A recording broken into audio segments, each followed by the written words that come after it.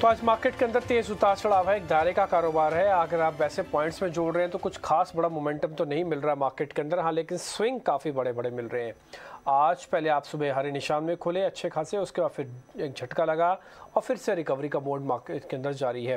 मेरे साथ प्रियंका, अगले 1 घंटे के लिए हम आपके साथ बने रहेंगे और 1 घंटे के अंदर मेहमानों को भी अपने साथ जोड़ेंगे, रिपोर्टर्स रिसर्चर्स को भी अपने साथ जोड़ेंगे, ताकि हर खबर हर पहलू हम आपके सामने रख पाएँ। पहले ट्रेडर स्क्रीन फटाफट से आपकी स्क्रीन पर लेके आते हैं। अगले 2 मिनट के अंदर जो बाजार के अंदर हो रहा है उसको समेटने की कोशिश करते हैं, फिर एक बेहतरीन सी खबर आपके सामने लेके आएंगे। 22 पॉइंट की बढ़त है इस समय निफ्टी के अंदर। अगर आप स्क्रीन वगैरह को चेक कर रहे होंगे तो आप ये देखेंगे कि ग्लोबल मार्केट्स हल्के से कमज़ोर है। आपको पता है यूएस इन्फ्लेशन के नंबर आने हैं, 5% की बातचीत चल रही है कि इसके आसपास के नंबर होंगे। तो यूएस इन्फ्लेशन के आंकड़ों की भी थोड़े वेट हो रही है, कमेंट्री की वेट हो रही है। ये शाम को आएंगे भारत समय के अनुसार, करीब 8:30 बजे का समय है जब ये नंबर होंगे। पिछले 4 दिन से मार्केट एक रेंज के अंदर है। आपको फील गुड फील बैड दोनों हो रहा होगा, लेकिन मार्केट के पॉइंट्स नहीं हिल डुल रहे। फ्राइडे वाला जो सेशन है वही आज वेडनेसडे वाले सेशन में लेवल्स दिख रहे हैं। बैंक निफ्टी का ओपन इंटरेस्ट कम है, आपको मालूम है कि 90,000 से कम का ओआई है, इसलिए बैंक निफ्टी के अंदर जो स्विंग है ज़्यादा वाइल्ड है और ये अपने सपोर्ट और रेजिस्टेंस दोनों को एक झटके में तोड़ देता है, उसकी रिस्पेक्ट नहीं करता। आते हैं इंडिया विक्स पे। इंडिया विक्स 3.5% ऊपर है, आज 13 के ऊपर है। 11 से 13.5 का इंडिया विक्स का कोई मतलब नहीं है। खतरे का निशान 15 के ऊपर होगा और ये यूएस इन्फ्लेशन के नंबर्स के बाद या तो बढ़ सकता है या तो घटेगा, एकदम से आप देखेंगे। निफ्टी के 50 में से 29 शेयरों में आज बढ़त है। इसका मतलब यह है कि पलड़ा थोड़ा सा आज तेजी का भारी है, इसलिए बार बार रुक रुक के बाइंग आ रही है, लेकिन मार्केट अपने 350 वाले रेजिस्टेंस को पार ही नहीं कर पा रहा है। आज सुबह भी उसने अटेम्प्ट ली लेकिन वो फेल हो गया। बैंक निफ्टी के 6 शेयर ऊपर 6 शेयर नीचे हैं, ये आपस में थोड़ा बटा हुआ है, इसलिए हम कह रहे हैं कि बैंक निफ्टी का कम ओआई है। बैंक निफ्टी के शेयर आमने सामने खड़े हैं और आपको ज़्यादा अच्छी तस्वीर बैंक निफ्टी से ही दिखेगी। ट्रेड का फैसला आप बैंक निफ्टी से करेंगे। पुट कॉल रेशियो के हिसाब से निफ्टी और बैंक निफ्टी पीसीआर 1 के नीचे पहुंचा हुआ है। इसका मतलब यह है कि तेज़ी उतनी नहीं है जितना हम सोच के बैठे हैं और मंदी भी उतनी नहीं है जितना हम सोच के बैठे हैं। मार्केट चर्न करता रहेगा। डॉक्टर रेड्डीज एल&टी के नतीजों का असर मार्केट्स में पड़ना भी लाजमी है। ये दोनों बड़ी कंपनीज अपने सेक्टर की लीडर हैं, इसलिए आखिरी चरण में जो चुनाव आ रहे हैं, चुनाव के ये जो नंबर्स आ रहे हैं रिजल्ट्स, इसका असर पड़ेगा। रिलायंस इंडस्ट्रीज आज बड़ा योगदान दे रहा है। अगर आप वैसे वेटेज के हिसाब से देखें और लेवल्स के हिसाब से देखें, इस समय बहुत ही क्रिटिकल लेवल पे है। रिलायंस फेल हुआ तो आप फिर थोड़ा नीचे जाएंगे और रिलायंस ने अगर दम दिखा दिया तो आप नीचे नहीं जाएंगे। बहुत हद तक दारोमदार रिलायंस पे है। आईटी शेयरों पे अभी दबाव दिख रहा है। आईटी बैक टू बैक पिछले 2-3 दिन से टूट रहा है। सरकारी बैंकों का खेमा भी उतना ठीक नहीं है, फार्मास्यूटिकल्स भी उतना ठीक नहीं है। ये कुछ सेगमेंट भी हमने आपके सामने रखे हैं बड़ी स्क्रीन पर, सारे के सारे लेवल्स, और हमने अभी तक जो बात रखी है वो सब कुछ आपके पास आ जाएगा। अब प्रियंका के पास चलते हैं, वो मेहमानों से कनेक्ट कर रहे हैं। साथ में इस बीच बता दें कि बजाज फाइनेंस ने अपने दरों में कुछ बढ़ोतरी की है। ये डिपॉजिट की जो दरें हैं उसमें 0.40 के आसपास की बढ़त, अभी खबर नीचे आपके पास आ जाएगी। ओके, और राइट, ठीक है। तो बैंक्स के रिकवरी ट्रेड में आप लेकिन स्प्लिट ही है। आप देखेंगे तो प्राइवेट स्पेस बैंक्स ने तो रिकवर किया, लेकिन पीएसयू, और वो भी specially mid cap PSU banks में अभी भी कंसर्न है। और बैंक्स को भी आप इस तरह से देखें तो यूं बैंक्स में रिकवरी अच्छी है जहां पर दबाव बना था किसी और न्यूज़ की वजह से, चाहे वो एचडीएफसी स्टॉक्स हो या फिर इंडसइंड बैंक जैसे स्टॉक्स हो, वहां एक अच्छा रिकवरी प्ले हो रहा है। पूरे बैंक्स में तेजी है या फिर पूरे बैंक्स ने अच्छा सा रिकवर कर लिया, इस पे कहना अभी थोड़ा जल्दबाजी होगी, क्योंकि आप मिड कैप पीएसयू में देखें तो वहां अब भी काफी सारे स्टॉक्स हैं जहां प्रेशर बना हुआ है, और पीएसयू पूरा ऑन द होल बैंक्स में प्रेशर बना हुआ है। आज की अब स्ट्रैटेजी होनी क्या चाहिए इंडेक्स पर? क्या यहां से लॉन्ग के मौके ढूंढने चाहिए या थोड़ा कॉशियस होना चाहिए अभी बैंक निफ्टी पर? क्षितिज गांधी हमें ये बताने के लिए हमारे पैनल पर बने हुए हैं। क्षितिज, गुड आफ्टरनून। कौन सा लेवल होगा बैंक निफ्टी पर जहां आप थोड़ा कंफर्ट देखते हैं पोजीशन बनाने का, क्योंकि बैंक्स बहुत वॉलेटाइल हैं पिछले 4 दिन से? शुक्रवार का ट्रेड, फिर सोमवार, फिर उसके बाद कल और आज का ट्रेड आप देखें, कैसे मैप करना चाहिए इस वक्त इंडेक्स को? बिल्कुल, वेरी गुड आफ्टरनून प्रियंका, और सभी दर्शकों को पहले तो बहुत बहुत नमस्कार। देखिए, यहाँ पे अगर हम लोग इंडियन मार्केट्स की बात करें तो सुबह से हम लोग यहाँ पे थोड़ा सा लैकलस्टर मूव देख रहे हैं, बट बड़े बड़े स्विंग जरूर आ रहे हैं इंट्राडे पर्सपेक्टिव से। पर्टिकुलरली अगर हम लोग बैंक निफ्टी की बात करें तो यहाँ पे सही पॉइंट आउट किया, थोड़े से मिक्स मूव्स हैं। प्राइवेट बैंक्स कहीं ना कहीं बाजार को संभालने की कोशिश करें, बट वहीं दूसरी तरफ अगर देखा जाए तो पीएसयू बैंक्स पे दबाव बनता दिखाई दे रहा है। देखिए, अगर यहाँ पे बैंक निफ्टी की लेवल वाइज बात करें तो मुझे लगता है 43,500 ये करंट रेजिस्टेंस डेवलप हो रहा है बैंक निफ्टी के अंदर। तो जब तक हम लोग 43,500 के ऊपर एक बड़ा डिसिसिव मूव नहीं देख लेते, मुझे लगता है इस तरीके की साइडलाइन मूव्स ही मार्केट में देखने को मिलेंगे। तो किसी भी तरह की अगर पोजीशन बनानी है, हालांकि पोजीशन हम लोग यही एडवाइस करेंगे कि तेजी की ही पोजीशन की तरफ हम लोग रुझान बना के रखेंगे, बट लेवल वाइज 43,500 के लेवल्स को ब्रेक करने की मैं वेट करूंगा, उसके बाद ही कोई बड़ी तेजी की यहाँ पे मैं अपेक्षा कर सकता हूँ मार्केट्स के अंदर। देखिए ओवरऑल नजरिया बैंक निफ्टी के अंदर जैसे कि पॉजिटिव है, निफ्टी में भी व्यू हमारा पॉजिटिव ही है, but again derivative data point of view की तरफ देखें तो 18,300 में काफी ज्यादा कॉल राइटर्स यहाँ पे एक्टिव होते दिखाई दे रहे हैं। तो निफ्टी बैंक निफ्टी दोनों पे ही नजरिया पॉजिटिव है, बट अगेन डिसिसिव मूव आने के लिए यहाँ पे एक बड़े ब्रेकआउट की वेट करना थोड़ा सा समझदारी वाला काम होगा। तो 18,300 निफ्टी के लिए अहम रेजिस्टेंस लेवल और 43,500 बैंक निफ्टी के लिए strong resistance level as of now. Resistance levels की डिस्कशन कर रहे हैं, यानी क्योंकि बाजार को लेवल्स को तो वॉच करना ही होगा अगर उसे ऊपर आने में दिक्कत हो रही है तो। लेकिन इंडिविजुअल आप स्पेसेस देखें, वहाँ कहाँ बाइंग है। आप देखें ऑटो अच्छा चल रहा है, सीमेंट में अच्छी खासी बाइंग दिख रही है, और सिर्फ बड़े बैंक्स में ही आप mid cap small cap banks देखें, सांगी इंडस्ट्री जैसे इंडिया सीमेंट, बिरला कॉर्प, यहाँ पर आपको अच्छी खासी मूव दिख रही है, जो कुछ दिन पहले हम डिस्कस भी कर रहे थे कि एक्विजिशन के अच्छे की प्लेस थे और जिसके चलते आप इनमें नज़र ज़रूर रखें। उसके अलावा और कहाँ मूव्स हो सकती हैं।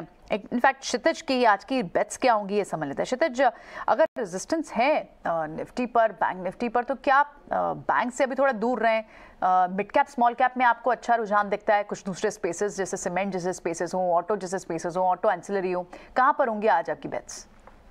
एग्जैक्टली प्रियंका, देखिए जिस तरीके का लैकलस्टर मूव हमें इंडेक्स में देखने को मिलता है, कहीं ना कहीं यहाँ पे हम लोग देखते हैं कि ट्रेडर्स जो है अपना मूड जो है मूव करते हैं डिफेंसिव सेक्टर की तरफ, और एज ऑफ नाउ मौके बन रहे हैं, अभी भी लॉन्ग बिल्डअप के मौके बन रहे हैं। आज की जो मेरी पिक्स रहेंगी, काउंटर में जो फोकस रखूंगा वो रखूंगा फार्मा काउंटर के ऊपर। फार्मा स्पेस में हम लोग देख रहे हैं पिछले कई दिनों से यहाँ पे slow and steady move, upside moves stocks में आते दिखाई दे रहे हैं, बट इसका ये मतलब नहीं है कि यहाँ पे ये तेजी रुकती दिखाई देगी। आने वाले सेशंस में भी मैं एक्सपेक्ट करके चलूंगा कि फार्मा स्पेस यहाँ पे परफॉर्म करता दिखाई दे सकता है। हालांकि इंडेक्स के अंदर यहाँ साइडवेज मूव्स है, तो पहली जो पिक रहेगी लॉन्ग साइड पे वो रहेगी डिविस लैब के अंदर। अगर यहाँ पे टेक्निकली बात करें तो स्टॉक एक अच्छा स्टेडी मूव दिखा रहा है, पिछले कई सेशन से स्टॉक ने यहाँ पे अपसाइड मोमेंटम कैच किया और अपने सभी अहम मूविंग एवरेजेस के ऊपर यहाँ पे प्राइस सस्टेन करता दिखाई दे रहा है। तो पहली पिक रहेगी डिविस लैब के ऊपर, लॉन्ग बैट लेने की यहाँ पे चेष्टा करेंगे। ट्रेडिंग स्टॉप लॉस यहाँ मेंटेन करने की जरूरत है 3320 के नीचे। अपसाइड में मुझे लगता है 3550 से 3570 तक के लेवल्स को टेस्ट करने का पूरा पोटेंशियल रखता है डिविस लैब। दूसरा जो स्टॉक रहेगा, अगेन देखिए फार्मा काउंटर के ऊपर ही फोकस रहेगा, स्टॉक का नाम है सिप्ला। अगर यहाँ पे स्टॉक के टेक्निकल पॉइंट ऑफ व्यू से बात करें तो लोअर लेवल्स पे बड़े कंसोलिडेशन फेज के बाद स्टॉक में एक बाइंग मोमेंटम आता दिखाई दिया, अपने अहम रेजिस्टेंस लेवल के ऊपर स्टॉक प्राइस मूव करता दिखाई दिया, और कहीं ना कहीं वॉल्यूम्स भी थोड़े यहाँ पे बढ़ते दिखाई दे रहे हैं लोअर लेवल्स पे। तो दूसरी पिक रहेगी सिप्ला के अंदर। यहाँ पे ट्रेडिंग स्टॉप लॉस मेंटेन करने की जरूरत है, 920 रुपए के नीचे स्टॉक ट्रेड कर रहा है, लगभग 940 के आसपास। यहाँ पे अपसाइड टारगेट स्टॉक के अंदर मैं एक्सपेक्ट करके चलूंगा 975 तक के। तो फिलहाल के लिए फार्मा काउंटर के ऊपर मेरा फोकस रहेगा, दोनों ही स्टॉक बाइंग रिकमेंडेशन रहेगी, सिप्ला एंड डिविस लैब। ठीक है, सिप्ला आपके लिस्ट में है, डिविस लैब आपके लिस्ट में, और ये महज इत्तेफाक नहीं हो सकता। आप देखेंगे ना, आप इंडिया विक्स थोड़ा 3% बढ़ा हुआ है। इसकी बड़ी वजह यूएस का जो इन्फ्लेशन का नंबर आना है, वहाँ पे जो कमेंट्री आएगी इन्फ्लेशन को लेकर, क्योंकि सारी कवायद तो इन्फ्लेशन से शुरू हुई, ग्रोथ को लेकर तो खास बात ही नहीं थी। इन्फ्लेशन को लेकर सारे फैसले लिए गए जिसमें दरें बढ़ाने का बात की गई, एक पहला पॉइंट था। दूसरा, अब आपके सामने भले ही आप ऑटो, सीमेंट या किसी और सेगमेंट की बात बोलेंगे, लेकिन मेहमानों का जो चुनाव हो रहा है वो थोड़े डिफेंसिव कम एग्रेसिव शेयर्स का हो रहा है। सिप्ला, डिविस लैब, ये दोनों वो शेयर्स हैं जिनका बेस बना हुआ है, इसलिए यहाँ पे आपको सेफ्टी और सिक्योरिटी दोनों मिलेगी। एग्रेसिव शेयर्स को एक दिन पास होने के बाद देखिएगा। मैं ये नहीं कह रहा कि कल बाजार टूटेगा, कमज़ोर होगा या कल बाजार चलेगा, लेकिन आप पहले ये चेक कर लीजिए कहाँ पे बेस पक्के बन चुके हैं, और ये शेयर काफ़ी टूटे हुए हैं, रिस्क रिवार्ड आपके फेवर में खड़े हुए हैं। ये डिविस और सिप्ला के अंदर दिखेगा आपको। सुदीप शाह भी इस बीच मेरे साथ जुड़ चुके हैं एसबीआई कैपिटल से, उनका भी एक बार स्वागत करते हैं, उनसे भी पता करते हैं उनकी लिस्ट में कौन से शेयर हैं। सुदीप, बहुत शुक्रिया। एक बार अपने इंडेक्स का व्यू भी क्लियर कर देना, और साथ ही ये भी बता दीजिए आपके शेयर कौन से हैं। गुड आफ्टरनून डिम्पी जी। मार्केट आज हम देख रहे हैं कि सुबह से एक थोड़ा साइडवेज चल रहा है, और जो डिप्स आ रहा है वहां पे एक थोड़ा बाइंग हमें दिख रहा है। 18,220, 18,230, कल का लो भी 18,229 था, आज भी 18,211। तो ये मुझे लग रहा है कि 18,150 से 18,200 का जो एक ये सपोर्ट जोन है, जहाँ पे यहीं से एक बार निफ्टी सपोर्ट लेगा और वापस से रिबाउंड करेगा, और 18,200 में सबसे ज्यादा पुट राइटिंग हो रही है अगर हम डेरिवेटिव डेटा देखें तो। तो ये एक जोन मुझे लग रहा है, जब तक ये टूटता नहीं है तब तक हमें मंदी नहीं करनी चाहिए। मे बी एक दो दिन और कंसोलिडेट करें इंडेक्स, थोड़ा सेक्टर्स चेंज होंगे, स्टॉक्स चेंज होंगे जो अभी तक चल रहे थे वो, पर इंडेक्स लेवल पे मुझे लग रहा है 18,150 18,200 जब तक मोटा मोटी नहीं ब्रीच होता है तब तक हमें बाय ऑन डिप्स की रणनीति रखनी चाहिए। सिमिलरली अगर बैंक निफ्टी की मैं बात करूं तो 42,850 42,900 यहीं से दो तीन बार एक रिवर्सल आया है बैंक निफ्टी में, और 43,000 में पुट राइटिंग सबसे ज्यादा हो रही है। तो अगर कल एक्सपायरी के पर्सपेक्टिव से भी, कल वीकली एक्सपायरी के पर्सपेक्टिव से भी अगर हम सोचे तो ये एक जोन बहुत अच्छा सपोर्ट बन रहा है। और जब तक ये ब्रीच नहीं होता है तब तक मुझे नहीं लगता है कि हमें बहुत बड़ा एक बेरिश कॉल लेना चाहिए या एक बाय ऑन डिप्स की रणनीति रखनी चाहिए। 42,800 एक बार टूटेगा फिर हम एक व्यू लेंगे, क्योंकि अगर बैंकिंग में भी आप देखें तो Kotak bank, ICICI bank, axis bank तीन स्टेबल है। जो एचडीएफसी बैंक जहां पे पिछले शुक्रवार को एक बड़ा फॉल आया था, हम आज देख रहे हैं कि वहां पे भी एक थोड़ी बाइंग हमें दिख रही है। तो बैंक निफ्टी बहुत चला है इसीलिए आज साइडवेज है, पर ये एक बड़े रैली में बीच में इससे कंसोलिडेशन के फेजेस तो आएंगे ही। तो मुझे लग रहा है बायोटिप्स का ही हमें व्यू रखना चाहिए, और स्टॉक्स भी वही सबसे चूज करनी चाहिए। जैसे आज मेरा पहला पिक है एक्सिस बैंक, क्योंकि बहुत टाइम से ये स्टॉक चला नहीं था, पर अब अगर बैंक निफ्टी को होल्ड करना है, और पिछले 3-4 दिन से हम ये देख भी रहे हैं 860 855 के लेवल से higher top higher bottom formation भी हो रहा है डेली और वीकली बेसिस पे, और स्टॉक अपने सारे जो इमीडिएट और मेन मूविंग एवरेजेस है, मेजर एवरेजेस, उसके ऊपर सस्टेन कर रहा है। तो मुझे लग रहा है कि आज भी अगर हम देखें तो आज नेगेटिव खुलने के बाद भी 870 875 के लेवल्स को होल्ड किया है स्टॉक ने, और फिर से डेज हाई के करीब आया है। तो यहाँ पे मुझे लग रहा है एक बाइंग बन रही है 875 के स्टॉप लॉस से 920 के टारगेट के लिए। और मेरा दूसरा पिक होगा एचडीएफसी एसेट मैनेजमेंट। पिछले कुछ दिनों से हम देख रहे हैं कि 1800 और 1830 के बीच में कंसोलिडेशन हो रहा था, और एक कल के दिन एक फॉल आया था, पर आज हम देख रहे हैं कि वो फॉल फिर से पूरा नेगलेक्ट हो रहा है, और जो ओरिजिनल पिछले 7-8 दिन का एक अप ट्रेंड है वो कायम वापस से हो रहा है। तो यहाँ पे मुझे लग रहा है 1810 के स्टॉप लॉस से 1910 का टारगेट आ सकता है।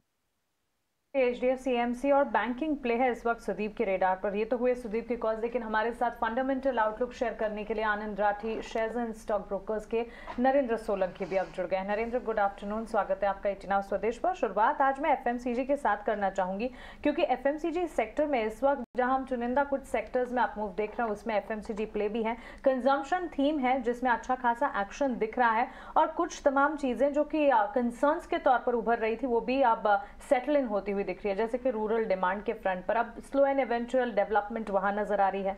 मार्जिन इंप्रूवमेंट्स, यही कहा जा रहा है कि एफएमसीजी के लिए आगे भी कंटिन्यूड रहेंगे, और डिमांड ट्रेंड्स भी पॉजिटिव हैं। कैसे देखा जाए एफएमसीजी बास्केट को, नरेंद्र? जी हाँ, बिल्कुल। Good afternoon. आपने बिल्कुल सही कहा कि कंजम्पशन का जो रिवाइवल है और इन्फ्लेशन जो धीरे धीरे कम आ रहा है, और स्पेशली अगर कमोडिटी इन्फ्लेशन की बात करें जो फूड एक्सेट्रा से जो रिलेटेड है, उनमें जिस हिसाब से गिरावट आई है उससे डेफिनेटली मार्जिन्स पे तो इम्प्रूवमेंट आएगा ही कंपनीज को। यहाँ पे जो एक आशंका मार्केट को बनी हुई थी पिछले कुछ क्वार्टर से कि रूरल कंजम्पशन उस हिसाब से इम्प्रूव नहीं हुआ है, तो इस क्वार्टर में थोड़ा बहुत इम्प्रूवमेंट दिखा है। हालांकि वो अभी फिलहाल ब्रॉड बेस नहीं है, जैसे कि कुछ कंपनीज के रिजल्ट में हमने देखा, चाहे वो एचयूएल हो या फिर डाबर के हो, तो एक कंप्लीट रिकवरी रूरल की अभी भी नहीं दिखी है। और उम्मीद है कि मॉनसून सीजन अच्छा होता है और वहां पे से हमको कुछ थोड़ा और अच्छा ट्रैक्शन देखने को मिलेगा। लेकिन डेफिनेटली एफएमसीजी डेफिनेटली एक स्पेस है जहाँ पे इन्वेस्टेड लॉन्ग टर्म के लिए बने रह सकते हैं। यहाँ एफएमसीजी पे तो इनफैक्ट आप देखें तो वहाँ एक अच्छी खासी मूव बनी भी हुई है। पिछला पूरा साल भी आप देखें एफएमसीजी पैक में बढ़त थी, पिछले हफ्ते आप देखें और अब भी आप देखें तो लार्ज कैप एफएमसीजी में लगातार बाइंग है, और इसमें नेस्ले, आईटीसी, ब्रिटानिया जैसे स्ट्रॉन्ग मूव्स हैं, और नरेंद्र को भी इस पैक पे बुलिश व्यू ही यहाँ वो दे रहे हैं। लेकिन सुदीप से समझते हैं, सुदीप की आज की रिकमेंडेशंस में उन्होंने क्या क्या दिया है। सुदीप, आपने अपनी रिकमेंडेशंस दे दी हमें? हाँ, आज वो रिकमेंडेशंस ऑलरेडी शेयर कर दिए। ठीक है, नो प्रॉब्लम। पर आज जो पीएसयू एनर्जी पैक में एक मूव दिख रही है, ओएनजीसी वापस आता दिख रहा है, ऑल मार्केटिंग काउंटर्स वापस आ रहे हैं, इनफैक्ट रिलायंस में भी आज एक मूव है। इस पैक पे क्या मूव बनेगी? रिलायंस से आज थोड़ी सी उम्मीद थी सुबह के ट्रेड में कि शायद ये हैवी लिफ्ट, एटलीस्ट निफ्टी को अगर सपोर्ट बड़ा दे, अगर रिलायंस चलता है तो एक निफ्टी को बड़ा सपोर्ट मिल सकता है। अच्छी बात है कि ड्रैगन नहीं हुआ, लेकिन रिलायंस के चार्ट इस वक्त क्या इंडिकेट कर रहा है? एनर्जी पैक में मूव अच्छी है, क्या रिलायंस बड़ी मूव यहाँ से दिखा सकता है? जी बिल्कुल प्रियंका जी, अगर आप देखें रिलायंस का, अगर हम चार्ट देखें तो पिछले 10-12 दिन से स्टेडी एक अपमूव आ रहा है। और हम बैंक निफ्टी थोड़ा साइडवेज हो रहा है। बीच में बैंक निफ्टी में पिछले हफ्ते एक बड़ा सेल कैंडल था 1000 पॉइंट का, लेकिन ये सब के बावजूद भी निफ्टी अभी भी 18250 और 18300 के करीब टिका हुआ है। इसका इसका एक ही क्रेडिट जा रहा है रिलायंस और दूसरा आईटीसी।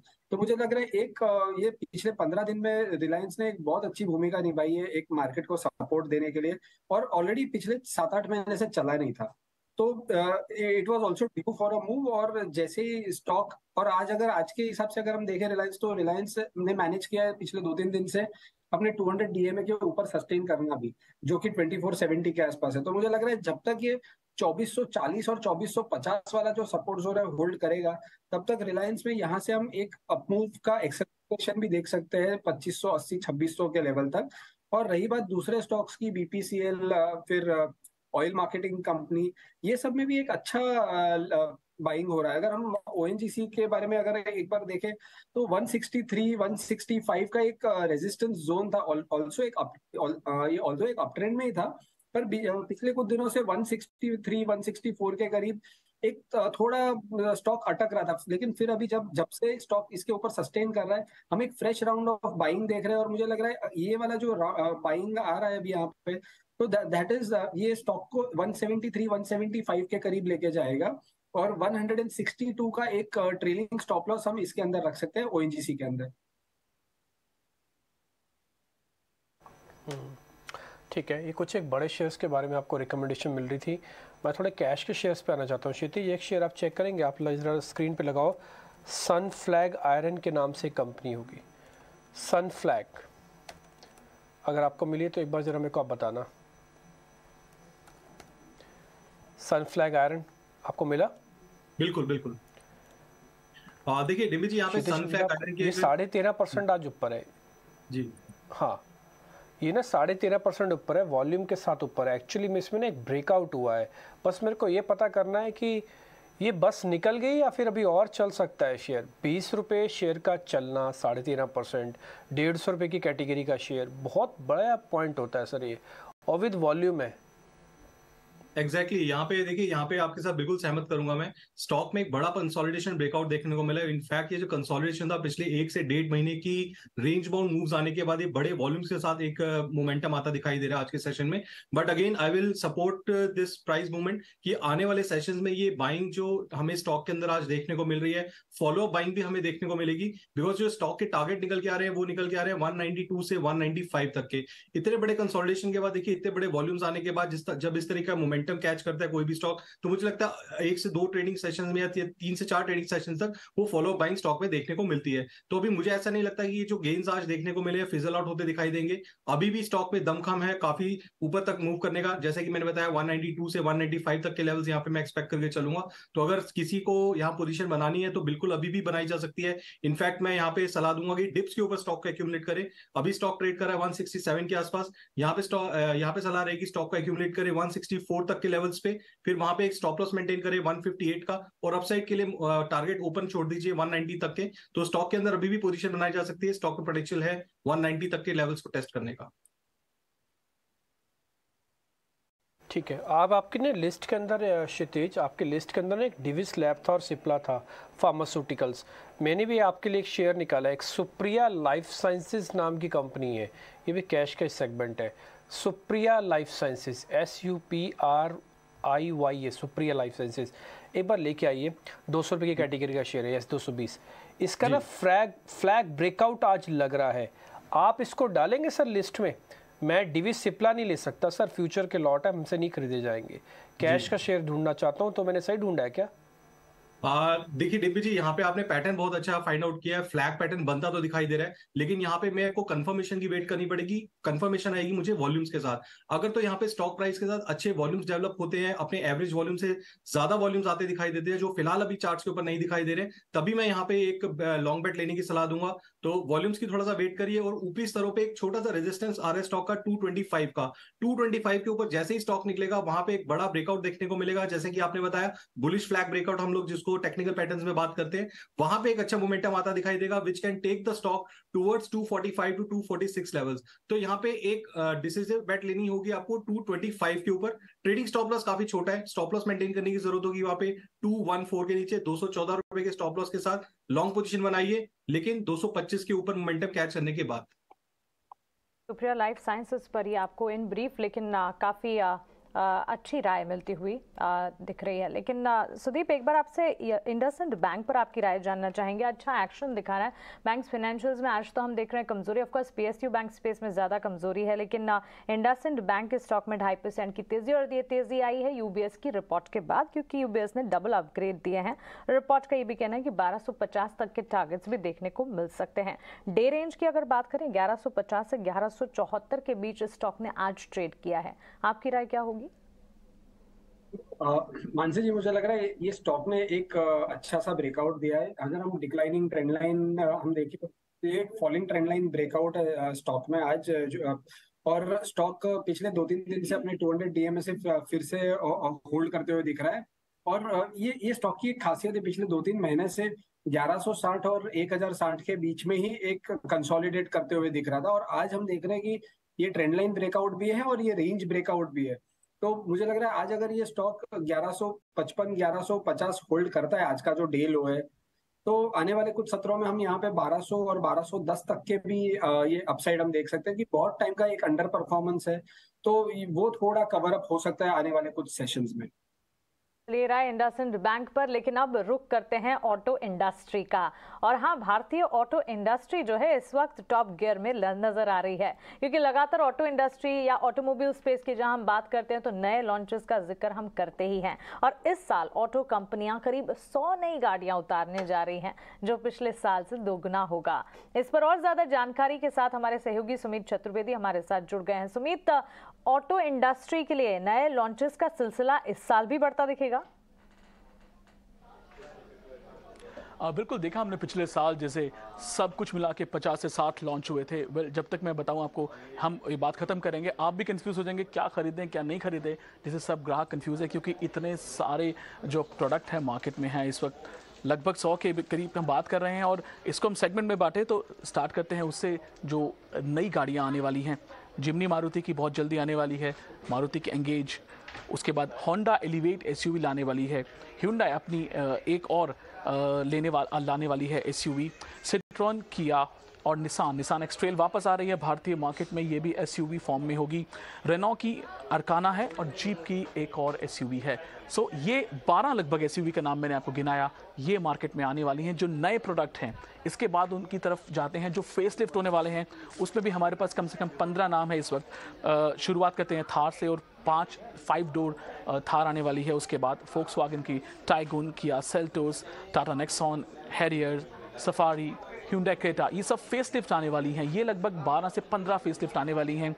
एक और सेगमेंट जो डोमिनेट करेगा इस साल पूरी मार्केट को, वो है इलेक्ट्रिक व्हीकल सेगमेंट। उसमें पिछले साल हमने देखा बहुत एक्शन था। नेक्सॉन ईवी आने के बाद, टियागो ईवी आने के बाद बहुत सी ईवी इलेक्ट्रिक व्हीकल आई हैं। इस साल भी कम से कम 12 नई इलेक्ट्रिक व्हीकल आ रही हैं। आपको नाम गिनाऊं तो उसमें स्कोडा एनियाक, वॉल्वो की C40 रिचार्ज, मर्सिडीज की EQS एसयूवी, कॉमेट, MG5, पंच की भी, टाटा की पंच की भी इलेक्ट्रिक व्हीकल आने वाली है, ऑक्टाविया भी आएगी।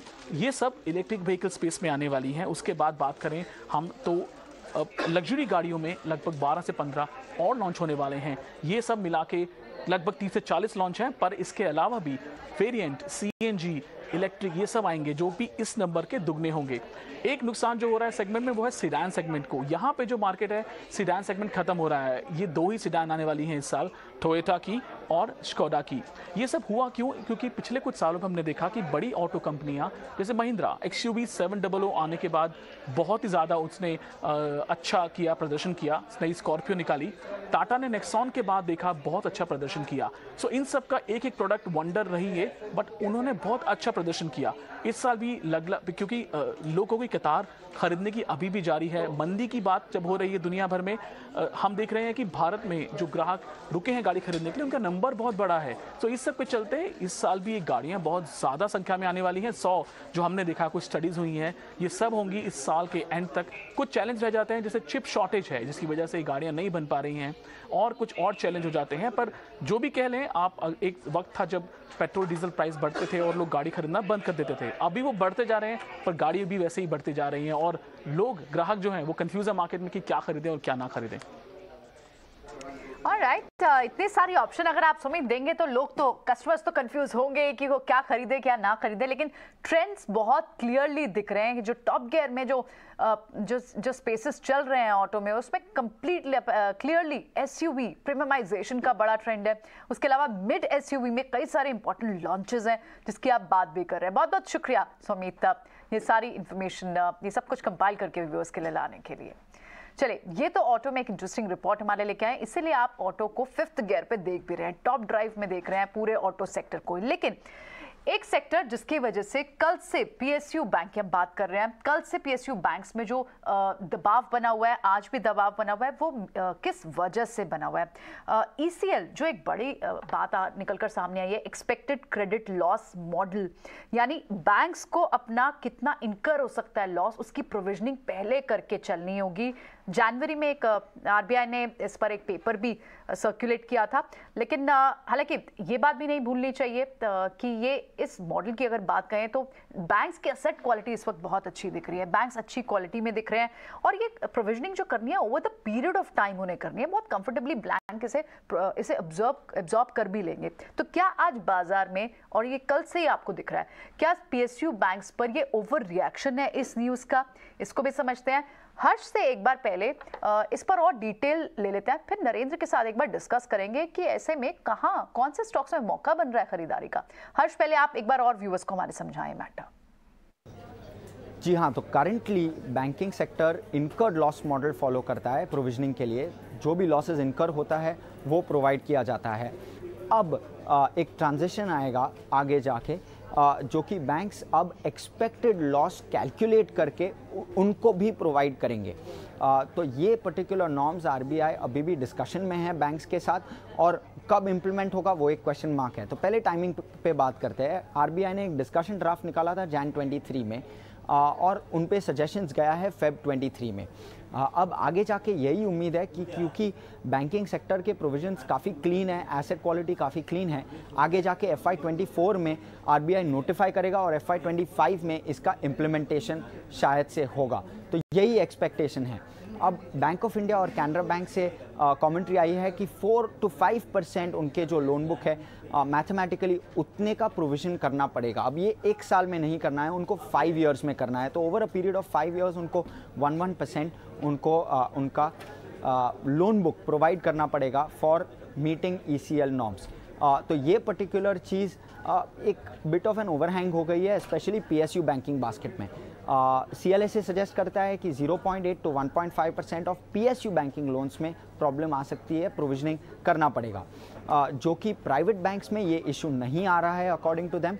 प्राइवेट बैंकिंग सेक्टर में ऐसा है कि काफ़ी सारे contingency floating provisions already build हो चुके हैं, तो उतना कंफर्ट है कि लार्जली प्राइवेट बैंकिंग सेक्टर में ये ECL जो ट्रांजिशन है वो उतना इम्पैक्ट नहीं करेगा प्राइवेट बैंक्स पे। पर जो PSU बैंक्स पे है अराउंड 1 to 5%, जो कि अभी बैंक ऑफ इंडिया और कैनरा बैंक का कमेंट्री आया है, around 1 to 5% of loan book over a 5 year period provide करने का रिस्क आ सकता है, और उसका इम्पैक्ट आ सकता है PSU बैंकिंग स्पेस में। ठीक है, ऑलराइट हर्ष, बहुत बहुत शुक्रिया इसे समझाने के लिए। नरेंद्र के साथ डिस्कस करते हैं। नरेंद्र, अभी हर्ष बता रहे थे कि प्राइवेट स्पेस बैंक्स पर तो ये जो ट्रांजिशन है इसका असर नहीं पड़ेगा, लेकिन कुछ पीएसयू बैंक स्टॉक्स हो सकते हैं। आप इस पूरी खबर को कैसे रीड कर रहे हैं? कहां पर आपको लग रहा है कि ओवरहैंग भी है, बाजार का ओवर रिएक्शन भी है और वो मौके होने चाहिए, और कहीं पर वाकई खतरा है? जी डेफिनेटली ये ईसीएल का जो इम्पैक्ट है, और उससे पहले अगर अपन कुछ महीनों के अगर रिटर्न्स देखें तो PSU banks have outperform their private peers. तो वहां पे जो वैल्यूएशन गैप था जो काफी ज्यादा था एक क्वार्टर पहले, वो काफी हद तक क्लोज हुआ है। और हमने देखा कि not only large PSU banks like SBI but काफी सारे पीएसयू बैंक्स काफी अच्छी उन्होंने रैली दिखाई। तो वैल्यूएशन गैप ऑलमोस्ट हिस्टोरिकली देखे तो अपने मीन पे आ चुका था। और एक वो रीजन भी है कि जो वैल्यूएशन गैप जो क्लोज हुआ है प्राइवेट एंड पीएसयू बैंक्स में, प्लस ये ईसीएल फ्रेमवर्क की जो न्यूज है जो डेफिनेटली पीएसयू बैंक्स में इम्पैक्ट उसका देखने को मिलेगा। तो एक मार्केट वापस से जो अपना अलोकेशन है वो वापस से प्राइवेट बैंक्स की तरफ ज्यादा रुझान दिख रहा है। और यहाँ से अगर अपन ग्रोथ की बात करें तो जो मेजर जो एनआईएम इम्प्रूवमेंट्स था because of rising interest rate, वो गेम अब खत्म हो चुका है और ऑलमोस्ट एट इट्स पीक है। और अब जो रिमेनिंग जो ग्रोथ आएगी इस सेक्टर में वो प्योरली क्रेडिट ग्रोथ पे आएगी। और जो जहां पे भी लार्ज बैंक्स हैं स्पेशली प्राइवेट स्पेस में जो फास्टर क्रेडिट ग्रोथ रजिस्टर करेंगे वो banks continue to outperform करेंगे। और उसी हिसाब से हमको अपना पोजिशनिंग भी रखना चाहिए। Private sector banks definitely looks better placed in this going ahead. Okay ठीक है, तो ये बैंकिंग पे एक हमने आपके सामने रिसर्च रखी। रिसर्च के बाद मेहमानों का एक व्यू पॉइंट आपके सामने आ चुका है। मैं इस बीच आपको इंडिया विक्स वापस से दिखा दूं, ये करीब 4.5% बढ़ चुका है, ऑलमोस्ट डेज हाई पे है। यानी कि फियर थोड़ा सा बढ़ रहा है मार्केट के अंदर। हालांकि लेवल्स के हिसाब से आपको कहीं ऐसा कुछ नहीं दिखेगा, इसलिए अंडर द कारपेट आप थोड़ा सा देख के चलिएगा, पोजीशंस लाइट करके जाइएगा, क्योंकि यूएस इन्फ्लेशन का जो नंबर आएगा वो मार्केट को स्विंग तो पक्का करवाएगा। एक तो 11, साढ़े 10, 11 वाला 13.5 ऑलरेडी पहुंचा हुआ है, और ये नेगेटिव होता है किसी भी इवेंट से पहले इस तरीके का बढ़ना। तो बस हम आपको इंडिकेट कर रहे हैं, आप पोजीशंस को लाइट रखो। बाजार के पास सपोर्ट रेजिस्टेंस दोनों पक्के हैं, ऐसा नहीं कि सपोर्ट पक्का है तो रेजिस्टेंस नहीं है, रेजिस्टेंस भी उतना ही पक्का है। आते हैं स्टॉक्स की तरफ, वापस बढ़ते हैं, वो ज़्यादा इंटरेस्टिंग स्पेस है जहाँ पे आपको अच्छे ट्रेड मिल जाएंगे। अब आते हैं कुछ और सौदों पर। अंबुजा सीमेंट, क्या सीमेंट पैक में यही शेयर ठीक है या फिर इसके अलावा कोई और शेयर देखा जाए? क्षितिज, आपके पास है कोई सीमेंट कंपनीज में कोई बेहतर ट्रेड? मैंने अंबुजा देखा अभी। डिम्पी जी, यहाँ पे सीमेंट स्पेस की बात करें तो इनफैक्ट अंबुजा सीमेंट तो थोड़ा सा कंसोलिडेशन फेज से निकल रहा है, बट यस अच्छा बेस बिल्डअप कर लिया। इसके अलावा अगर अंबुजा सीमेंट को थोड़ा सा दरकिनार करके अगर किसी और स्टॉक के ऊपर बैट करने का मन बनता है तो मुझे लगता है यहाँ पे इंडिया सीमेंट यहाँ पे अच्छा सेटअप बनाता दिखाई दे रहा है। लोअर लेवल से अच्छी बाइंग देखने को मिली, उसके बाद एक कंसोलिडेशन फेज के बाद आज स्टॉक ने मोमेंटम कैच बिल्कुल करा, और उसके बाद स्टॉक कहीं ना कहीं फिजल आउट होता दिखाई दिया। बट अगेन सेटअप में कोई खराबी नहीं है, टेक्निकल सेटअप काफी स्ट्रॉन्ग बन रहा है। अभी भी 200 रुपए का एक स्ट्रॉन्ग हर्डल जरूर है इंडिया सीमेंट का, लेकिन जिस तरीके वॉल्यूम्स स्टॉक में डेवलप हुए हैं, मुझे लगता है आने वाले सेशंस में अगर कोई ट्रेड करना चाहता है तो थोड़ा सा पोजिशनल व्यू लेके यहाँ पे ट्रेड किया जा सकता है। एक बार स्टॉक 200 रुपए के ऊपर मूव किया तो 215 तक के भी टारगेट यहाँ पे एक्सपेक्ट कर सकते हैं। तो अदर देन अंबुजा सीमेंट अगर किसी को फोकस रखना है तो India cement would be my bet for a long side. चलिए, ये राय सीमेंट पैक पर आपको मिलती हुई। इस बीच एस्कॉर्ट्स की बोटा के नंबर भी आते हुए दिख रहे हैं और नतीजे जो हैं कमजोर है, उसी का असर आप इस वक्त देख रहे हैं। स्टॉक प्राइस में भी मुनाफे में कटौती देखने को मिली है और आपको बता दें कंपनी ने करीब 24 करोड़ का एक मुश्त घाटा भी पोस्ट किया है। एस्कॉर्ट्स की बोटा के चार्ट्स में हम देख रहे हैं करीब आधे से 1% तक की बिकवाली इस वक्त नजर आएगी आपको। लेकिन इस बीच एशियन पेंट्स के नतीजे भी आने वाले हैं और सुदीप, एशियन पेंट्स पर एक बार राय दीजिए। नंबर से ठीक पहले हम देख रहे हैं आप मूव यहाँ पर नजर आ रहे हैं, और पेंट स्टॉक्स के लिए एक तो क्रूड का फैक्टर है जो कि प्ले आउट करता है। इसके अलावा अगर आप देखेंगे खास तौर से नतीजों की अगर बात करें, रूरल डिमांड में किस तरह का ट्रेंड है, डाउन ट्रेडिंग और मिक्सिंग इम्पैक्ट कितना पड़ता हुआ दिखेगा, क्या कोई प्राइस हाइक्स आगे निकल कर आएंगे या नहीं, इन चीज़ों पर खास तौर से नजर, और साथ ही आने वाले वित्त वर्ष इनफैक्ट FY24 के गाइडेंस पर फोकस रहेगा। फंडामेंटली अगर देखें, नतीजों की अगर बात करें सालाना आधार पर और तिमाही आधार पर ठीक ठाक नंबर्स पॉजिटिव सेट आने की अनुमान है, लेकिन टेक्निकली चार्ट्स क्या कहते हैं? मानसी जी, अगर हम एशियन पेंट्स का चार्ट देखें तो ये जनवरी के बाद ये अपने सबसे हाईएस्ट स्तर पे है। और एक जो इंटरमीडिएट जो इसके जो रेजिस्टेंसेस थे 2970 2980, स्टॉक पिछले 3-4 दिन से इसके ऊपर सस्टेन कर रहा है। तो मुझे लग रहा है ये एक बहुत अच्छा सपोर्ट जोन डेवलप होगा अब आगे जाके 2970 2980, और स्टॉक को डिप्स पे बाई करे। और अपसाइड टारगेट मुझे लग रहा है 3150 से लेकर 3180 तक का एक लेवल आ सकता है एशियन पेंट्स पे। और एक जो क्रूड की जो नरमाई है वो तो उसके लिए एक ये पेंट स्टॉक्स के लिए, टायर स्टॉक्स के लिए, सबके लिए एक बहुत बड़ा पॉजिटिव है।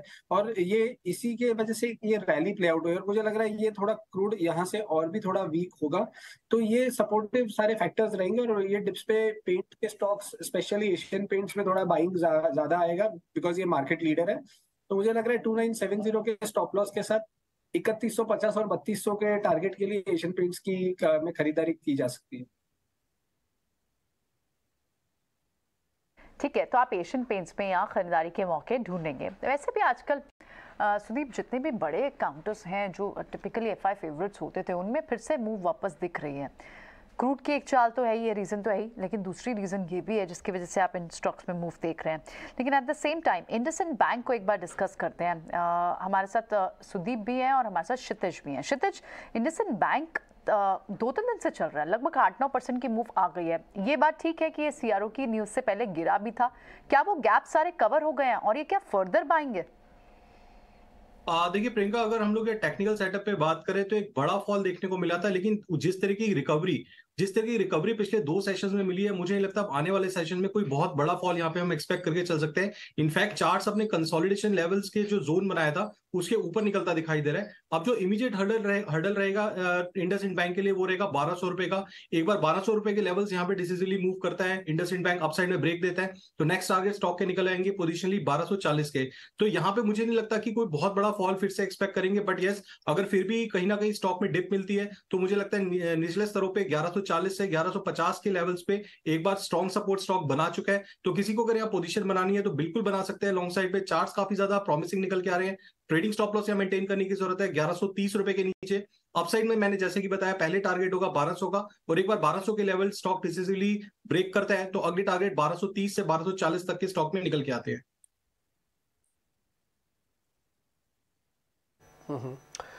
नरेंद्र सर, एक चीज़ आपसे पता करनी है, वरुण बेवरेजेस को आप कैसे रेट करते हो? आपके हिसाब से ये इन्वेस्टमेंट की कैटेगरी से भी बाहर निकल चुका है, थोड़ा वेट करना चाहिए अगर किसी नए इन्वेस्टर्स को VBL बाय करना है तो, या फिर आप अभी भी इस पे उतने स्ट्रॉन्ग कन्विक्शन रखते हैं कि कोई बात नहीं, शेयर 1600 का भी हो गया कोई बात नहीं, बिजनेस तो बहुत अच्छा है, ये तो 2000 का भी होगा, ये सोच रखे हम इस शेयर पे? जी, वरुण बेवरेजेस अभी हमारी कवरेज में नहीं है, लेकिन अगर आप वैल्यूएशन की बात करें तो डेफिनेटली वैल्यूएशंस बहुत रिच है। और लेकिन अगर आप ओवरऑल मार्केट लैंडस्केप की बात करें तो काफी अट्रैक्टिव मार्केट स्पेस है। और जो अपना Tier 3 और 4 सिटीज है या फिर जो रूरल मार्केट्स है वहाँ पे बहुत ज्यादा अपॉर्चुनिटीज हैं इस टाइप की बिजनेस और कंपनीज के लिए। तो डेफिनेटली ग्रोथ तो है, लेकिन अब ग्रोथ को वैल्यूएशंस पे कैसे जस्टिफाई करेंगे वो देखने वाली बात है, क्योंकि वैल्यूएशन पॉइंट ऑफ व्यू से तो डेफिनेटली थोड़ा सा हायर साइड में है। ठीक है, मैं आपकी बात समझ गया। आपको लगता है कि बिजनेस तो अच्छा है लेकिन भाव उसके हिसाब से थोड़ा चले हुए हैं। आपने इनडायरेक्टली इस चीज़ का जवाब दे ही दिया कि कभी डिप मिले कभी मौका मिले तो बिजनेस पे ध्यान रखते हुए तब खरीदना। ये आपकी मोटा मोटी मेरे को जो सेंस है वो समझ में आई है। खैर, इस बीच अपने सहयोगी अब शरद को मैं अपने साथ जोड़ रहा हूँ। खबर गर्म है सेगमेंट है हमारा, जिसके अंदर हम कुछ एक डीलर्स बज़ हम आपके सामने लेके आते हैं। शरद, बताएं आज की खबरें कौन सी हैं? जी बिल्कुल, सबसे पहले जो है JSFC फोकस में रहेगा और यहाँ पे एक पोटेंशियल बायबैक अनाउंसमेंट जल्दी देखने मिल सकती है। हाल ही में गुजरात गवर्नमेंट ने थोड़े चेंजेस किए थे जहाँ पे आप कह सकते हैं शेयर होल्डर्स को ज़्यादा पे आउट मिलने की जो है बातचीत की थी। जो current existing dividend pay out आंकड़ा है वो 11% का है और कंपनी की कैश रिजर्व्स देखें तो लगभग 374 करोड़ की आ रही है। दूसरा स्टॉक जो फोकस में रहेगा वो रहेगा TTK Prestige. Of course kitchen improvement theme तो है ही बस, लेकिन इम्पॉर्टेंट बात यह है कि कंपनी जो है रिसेंटली जो है एक इनऑर्गेनिक एक्विजिशन जो है जल्दी जो है डील वो क्लोज कर सकती है और बहुत सारे SKUs जो होते हैं, बहुत सारे नए प्रोडक्ट लॉन्चेस Tier 3 और Tier 4 में देखने मिल रही है। फर्स्ट क्वार्टर में हमारी डीलर से बात हुई है तो वो पता चल रहा है इस कंपनी का। और इसके अलावा याद रखिएगा कि ब्रोकरेजेस भी कह रहे हैं कि वैल्यूएशन अट्रैक्टिव है और 12 मंथ टारगेट प्राइस देखा जाए तो 906 रुपया का आ रहा है। ब्लूमबर्ग का एवरेज लिए है हमने। इसके अलावा तीसरा स्टॉक फोकस में रहेगा पिरामल फार्मा, और यहाँ पे डीलर सर्कल से बात आ रही है कि HNI बाइंग रिज्यूम कर गई है इस स्टॉक में। देखा जाए तो स्टॉक लगभग 200 रुपये का लिस्टिंग किया था अक्टूबर के महीने में, वहाँ से लेके अभी तक 62% गिर चुका है स्टॉक। तो इसके कारण भी जो है HNI में थोड़ी बाइंग देखने मिल रही है। और इसके अलावा आखिरी इंपॉर्टेंट रीज़न ये भी है कि राइट्स इशू चल रहा है लगभग 1050 करोड़ का, और एक्सपेक्टेड है कि कंप्लीट हो जाएगा आपका सेकेंड क्वार्टर FY24 में। तो ये 3 अहम स्टॉक्स हैं जो हमारे रडार में हैं आज, खबर गर्म है में। लेकिन जब भी आप इन्वेस्ट या ट्रेड करें तो अपने फाइनेंशियल एडवाइज़र की सलाह ज़रूर लें। शुक्रिया आपका। तो डीलिंग रूम गपशप में 3 शेयर्स हैं आज शरद की तरफ से। GNFC है क्योंकि पोटेंशियल बायबैक अनाउंसमेंट जल्दी आ सकता है। इसके अलावा पिरामल फार्मा पर भी HNI बाइंग लगातार बढ़ रही है, लेकिन नजर जारी है TTK प्रेस्टीज पर। क्षितिज, एक तो household appliances kitchenware एक थीम है जिस पर खास फोकस होना चाहिए, और इनऑर्गेनिक एक्सपेंशन प्लान्स हैं, एक्विजिशन प्लान्स हैं जो कि जल्दी इस कंपनी के लिए आते हुए दिख सकते हैं। तो क्लियरली न्यूज़ फ्लोज हैं, कंपनी पोटेंशियल डेवलपमेंट्स के बारे में भी सोच रही है, और आने वाले दिनों में कुछ नए लॉन्चेस की भी बात चल रही है। स्टॉक प्राइस भी मूव कर रहा है। क्या राय होगी 714 के लेवल्स पर एट डे हाई इस वक्त? बिल्कुल मानसी, देखिए यहाँ पे TTK प्रेस्टीज की बात करें तो बीते कई हफ्तों में स्टॉक ने एक अंडर परफॉर्मेंस दिखाई है। इनफैक्ट स्टॉक फिसलता हुआ 1100 रुपए के लगभग 1050 के लगभग ट्रेड किया करता था, फिसल के लगभग स्टॉक 700 रुपए के लगभग यहाँ पे आ चुका है। देखिए जिस तरह के वॉल्यूम्स और जिस तरह के प्राइस मोमेंटम निचले स्तरों पे दिखाई दे रहा है, मुझे लगता है कहीं ना कहीं एक अर्ली सिग्नल्स है कि स्टॉक यहाँ पे बॉटम आउट करता दिखाई दे रहा है। तो लंबी अवधि के लिए स्टॉक अभी टेक्निकल पैटर्न के हिसाब से अच्छे लेवल्स पे मिल रहा है। स्टॉक अपने कहीं ना कहीं कोशिश कर रहा है एक बार फिर से 200 दिन के मूविंग एवरेज को अपसाइड में ब्रेकआउट देने के लिए। तो मुझे लगता है यहाँ पे अच्छे लेवल्स हैं, लेकिन अगेन रिकमेंडेशन रहेगी थोड़ा लंबे नजरिए से स्टॉक के अंदर बने रहिए। टेक्निकली स्टॉक में एक रेजिस्टेंस डेवलप हो रहा है 735 से 740 के जोन पे। अगर वो लेवल स्टॉक एक बार ब्रेक कर देता है तो वहां से stock slow and steady move कर सकता है 800 रुपए की तरफ। तो लंबे अवधि के लिए अच्छे लेवल्स पे स्टॉक यहाँ पे एक्यूमुलेट करने की सलाह रहेगी। ठीक है, एक और स्टॉक को डिस्कस करते हैं, वो है एवररेडी का स्टॉक। कल इसके नंबर्स आए थे और नंबर्स के बाद आज हम सुबह इसे ओपनिंग ट्रेड में डिस्कस भी कर रहे थे। इस पर अजय भी अपना रिएक्शन देख रहे थे कि इस स्टॉक को ओपन होने से पहले हम बात करते 5% इस वक्त आप ट्रेड करते हुए देख रहे हैं। स्टॉक को फ्लैट खुला था और वहां से पूरे मौके मिले हैं कि इसमें नंबर्स के बाद turn around story clearly visible है। अब ये कंपनी डाबर कंपनी है और बर्मन्स की कंपनी है, और इसमें इनके लॉसेस जो है वो नैरो हो रहे हैं। कहीं ना कहीं इसमें बड़ी चीज़ें रीस्ट्रक्चरिंग और टर्न अराउंड प्ले हो रहा है, और अब आप देखें 5% इस स्टॉक में मूव भी है। लेकिन क्या अब जब मूव मिल चुकी है आज क्षितिज, एक बार के लिए प्रॉफिट बुक कर लें या फिर आपको आगे भी मूव लगती है स्टॉक में? बिल्कुल प्रियंका, देखिए जिस तरह के वॉल्यूम्स यहाँ पे डेवलप हो रहे हैं, अगर किसी ने ट्रेडिंग पर्सपेक्टिव से स्टॉक लिया है तो शॉर्ट टर्म नजरिए से स्टॉक का काफी स्ट्रॉन्ग हर्डल है 320 से 325 के जोन पे। तो अगर आपको डाउन साइड लेवल्स पे आपने स्टॉक को एक्यूमुलेट किया है और ट्रेडिंग पर्सपेक्टिव से किया है तो यहाँ पे सलाह रहेगी कि प्रॉफिट एक बार बुक करके निकल जाए। अगर आप मध्यम अवधि से लंबी अवधि के लिए स्टॉक को होल्ड करना चाहते हैं तो बिल्कुल यहाँ पे जिस तरह के वॉल्यूम्स डेवलप हुए हैं यहाँ पे स्लो एंड स्टेडी मूव्स देखने को मिलेंगे। थोड़ा सा आपको पेशेंस दिखाना पड़ेगा। अपसाइड में एक बार 340 तक के लेवल्स देखने को मिल सकते हैं आने वाले सेशंस में। तो मध्यम अवधि के लिए स्टॉक को होल्ड किया जा सकता है, लेकिन शॉर्ट टर्म नजरिए के हिसाब से एक बार प्रॉफिट बुक कर लीजिए। स्टॉक के चार्ट जो है अभी फिलहाल पॉजिटिव व्यू की तरफ ही इशारा कर रहे हैं। पॉजिटिव मूव्स अब भी यहाँ से पॉसिबल है, आप ये बोल रहे हैं। सुदीप से भी समझते हैं। सुदीप, कुछ और ट्रेड्स आप यहाँ से आइडेंटिफाई कर पा रहे हैं जो कैरी फॉरवर्ड ट्रेड्स भी हों? ये तो क्लियरली है कि अगर टायर स्टॉक्स में आप अपोलो, सीएट, इनमें MRF, इनमें एक अच्छी मूव आने के बाद साथ साथ बालाकृष्णा में भी इतनी बड़ी मूव कहीं नहीं आई थी। हालांकि इसके चलते चैलेंजेस बहुत हैं, इनके ओवरसीज मार्केट और इनके प्रोडक्ट मिक्स बहुत ज़्यादा कन्विंसिंग नहीं लगते हैं for a longer and better returns. But जिस तरह की मूव अभी बालाकृष्णा में आ रही है, क्या एक लेग ऑफ रैली अभी इसमें बाकी है? आप लेंगे यहाँ से बालाकृष्णा को? जी बिल्कुल प्रियंका जी। बालकृष्ण का अगर हम ये चार्ट देखें, आज का जो मूव आया ये ऑलमोस्ट फिर से ये जो एक बीच में गैप डाउन हुआ था 10 फरवरी को, ये ऑलमोस्ट वो गैप के बीच में एकदम आ गया। और पिछले 4-5 दिन से हम देख रहे हैं कि एक स्ट्रॉन्ग अप ट्रेंड में स्टॉक है। 200 DA में जैसे ही स्टॉक है तकरीबन फर्स्ट वीक ऑफ मई, मतलब अराउंड 28 अप्रैल से ले उसके बाद जो क्रॉसओवर दिया था उसके बाद स्टॉक ने कभी फिर से उसके नीचे सस्टेन नहीं किया है और स्टेडीली हम देख रहे हैं कि ये 2200 के करीब आ रहा है।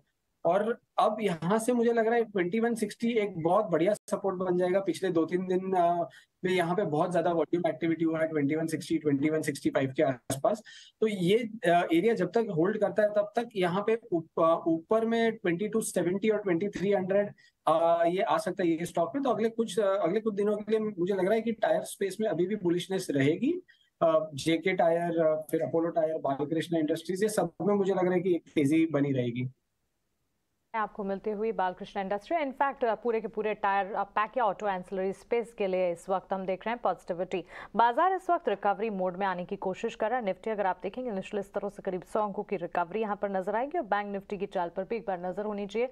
इस वक्त 18300 के लेवल्स के पार हम देख रहे हैं निफ्टी में ट्रेड्स देखने को मिल रहे हैं। कुछ स्टॉक्स जहां पर एक्शन इस वक्त है इन पर नजर डालते हैं। बैंक निफ्टी में भी रिकवरी मोड आ चुका है, करीब 153 अंकों की बढ़त है।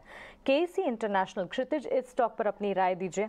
केसी international infrastructure engineering procurement construction से जुड़ी कंपनी है और जनवरी यानी कि 2023 की शुरुआत से लेकर अब तक ऑर्डर विंस की अगर बात करें करीब 2-2.5 हजार करोड़ के ऑर्डर्स कंपनी को अब तक मिल चुके हैं। हाल ही में कंपनी के नतीजे आए थे, नंबर्स भी काफी पॉजिटिव थे। रेवेन्यूज के फ्रंट पर ऑलमोस्ट 30% के अप थे और मुनाफे का आंकड़ा भी अच्छी मजबूती दिखा रहा था। स्टॉक 7% की तेजी आज देख रहा है, 553 के लेवल्स और दिन के उच्चतम स्तर के बिल्कुल करीब इस वक्त ट्रेड करता हुआ।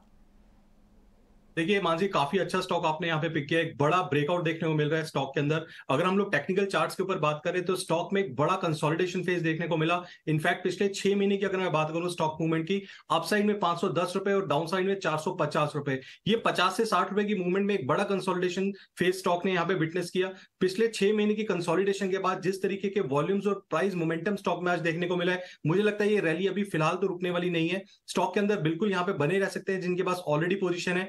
फ्रेश पोजीशन बनाने के लिए भी यहाँ पे स्टॉक में भी पोटेंशियल है अपसाइड जाने का। अपसाइड जो स्टॉक के टारगेट निकल के आ रहे हैं वो आ रहे हैं 590 से 595 तक के, तो 590 तक के टारगेट के लिए स्टॉक को होल्ड किया जा सकता है। डाउन साइड में अपना स्टॉप लॉस मेंटेन करने की जरूरत है। 525 रुपए के नीचे पोजिशनली स्टॉक को होल्ड किया जा सकता है। काफी ज्यादा पॉजिटिव स्ट्रक्चर यहाँ पे निकल के आ रहा है स्टॉक के अंदर। स्ट्रक्चर केईसी इंटरनेशनल पर यहां से भी आप इसमें लॉन्ग्स के बने रहने की सलाह दे रहे हैं, ठीक है। कुछ और कंपनियां, निफ्टी कंपनियां बहुत ही कम बची हैं, हालांकि लगभग 80-90% तक कंपनियों ने डिलीवर कर दिया नंबर्स, लेकिन आयशर मोटर्स के भी नंबर आने हैं। सृष्टि ऑटो सेक्टर को ट्रैक करती है, उनसे समझते हैं कि नंबर्स आने कैसे चाहिए। सृष्टि, मंथ ऑन मंथ तो आप हमारे साथ अच्छी सेल्स फिगर्स हमेशा डिस्कस करती हैं। क्यारी के चलते कितनी बड़ी जंप आयशर मोटर्स में देखने को मिली, क्या नंबर्स में भी इम्पैक्ट देखेगा? नंबर्स पे भी इम्पैक्ट देखेगा, क्योंकि जैसा कि आप हाईलाइट कर रही थी कि महीने दर महीने जो रॉयल एनफील्ड के नंबर्स हैं वो कहीं ना कहीं अपने आप को होल्ड करते हुए नज़र आ रहे हैं। ये कह सकते हैं कि कमज़ोर नंबर्स नहीं आए थे। इसके चलते अगर हम देखें तो कंपनी की वॉल्यूम साल दर साल 19% बढ़ी ज़रूर है, पर तिमाही दर तिमाही वहाँ पर मामूली सी करीब 2.5% की बढ़त हमने देखी है। इसके अलावा अब नंबर्स की बात करें तो यहाँ पर तिमाही दर तिमाही कंपनी की जो आय है वो लगभग सपाट रहने की हम उम्मीद कर रहे हैं। इस बार 3,718 करोड़ कंपनी की आय आ सकती है। इस नंबर पे आप जरूर ध्यान रखिएगा। और ये जो म्यूटेड ग्रोथ अगर हम कहें वो इस दम पे होगी क्योंकि जो एवरेज सेलिंग प्राइस था वो कम था। जो हंटर कंपनी की सबसे ज़्यादा बिकती हुई नज़र आ रही है, सबसे ज़्यादा डिमांड में है, अन्य रॉयल एनफील्ड बाइक्स के मुकाबले उसके प्राइसेस थोड़े से कम है। इस बार मिक्स भी बहुत सपोर्टिव नहीं रहा इसी के चलते, और साथ ही प्राइस प्रोटेक्शन भी कंपनी ने कंज्यूमर्स को दिया। थोड़ा प्राइसिंग के चलते जो इम्पैक्ट रहा वहाँ पे उनकी जो नंबर्स हैं आय के फ्रंट पे वो कहीं ना कहीं सपाट रहेंगे। अगर इनके EBITDA की बात करें तो वहाँ पे 5.5% की बढ़त हम तिमाही दर तिमाही ज़रूर उम्मीद कर रहे हैं। और मार्जिन्स में भी करीब 23% जो कि लास्ट क्वार्टर मार्जिन्स रहे थे, इस बार 24.2% रहने की उम्मीद है, जहाँ पे कंपनी ने प्राइस हाइक्स लिए थे। साथ ही जो रियलाइजेशन थे वो बेटर थे। इनके एक्सपोर्ट्स मार्केट में जो मोमेंटम था फिर से कैचअप करता हुआ नजर आया। और जो स्पेयर्स बिजनेस है कंपनी का जिसमें मार्जिन्स काफ़ी ज़्यादा हैं, उसका भी जो रेवेन्यू कॉन्ट्रीब्यूशन है वो भी बढ़ता हुआ नजर आया, जिसके चलते रॉयल एनफील्ड के मार्जिन्स भी 23.6% से बढ़कर इस बार 24.3% रहने की उम्मीद है। इसके अलावा VECV भी ग्रोथ दिखा सकता है क्योंकि वॉल्यूम्स यहाँ पे भी कैचअप करती हुई नजर आई है। और हम उम्मीद करें कंपनी का मुनाफा तिमाही दर तिमाही 9.5% तक बढ़ सकता है। 810 करोड़ ये आंकड़ा आना चाहिए। तो अच्छे ही नतीजों की उम्मीद है आयशर मोटर्स से। पर जी हाँ, अपने 52 हाई लेवल से स्टॉक काफ़ी नीचे है, तो देखना काफ़ी अहम होगा इस बार कैसे प्रदर्शन होता है कंपनी का। सृष्टि ये सब समझाने के लिए, लेकिन आयशर मोटर्स काफ़ी रनअप कर चुका है। सुदीप, अच्छा खासा चल चुका है बिफोर द नंबर्स, क्या फ्लैट मूव रह सकती है अगर नंबर्स इन लाइन ही रहते हैं तो? प्रियंका जी, मुझे लग रहा है कि आइशर मोटर्स एक अच्छे अप ट्रेंड में आ चुका है 200 डीएमए के ऊपर बहुत दिनों के बाद। मतलब ये अगर हम देखें तो 28 अप्रैल को ये जब क्रॉसओवर आया था उसके बाद 7-8 दिन से 33 और 3400 के बीच में कंसोलिडेट कर रहा था स्टॉक, लेकिन फिर भी एक ट्रेजेक्टरी अपनी हायर बनाए हुए था। और स्टॉक अब जो उसका फरवरी और जनवरी का जो एक स्विंग हाई है जो 3350 3360 ये लेवल के भी ऊपर अब सस्टेन कर रहा है। तो मुझे लग रहा है ट्रेंड तो अच्छा ही है ये स्टॉक में। इवन इफ एक्सपेक्टेड लाइंस पे नंबर्स आए फिर भी मुझे लग रहा है कि एक अच्छा अपमूव ये स्टॉक में यहाँ से हमें देखने मिल सकता है 3350 के स्टॉप लॉस के साथ।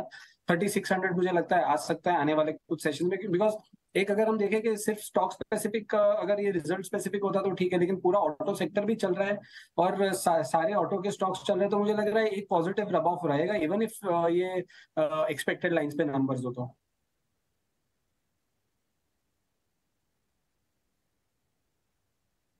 तो ये आपको आइशर मोटर पे का डिस्कशन भी हुआ और साथ ही एक्सपर्ट्स ने अपना कमांड भी दिया, आपको ट्रेड भी बताया है।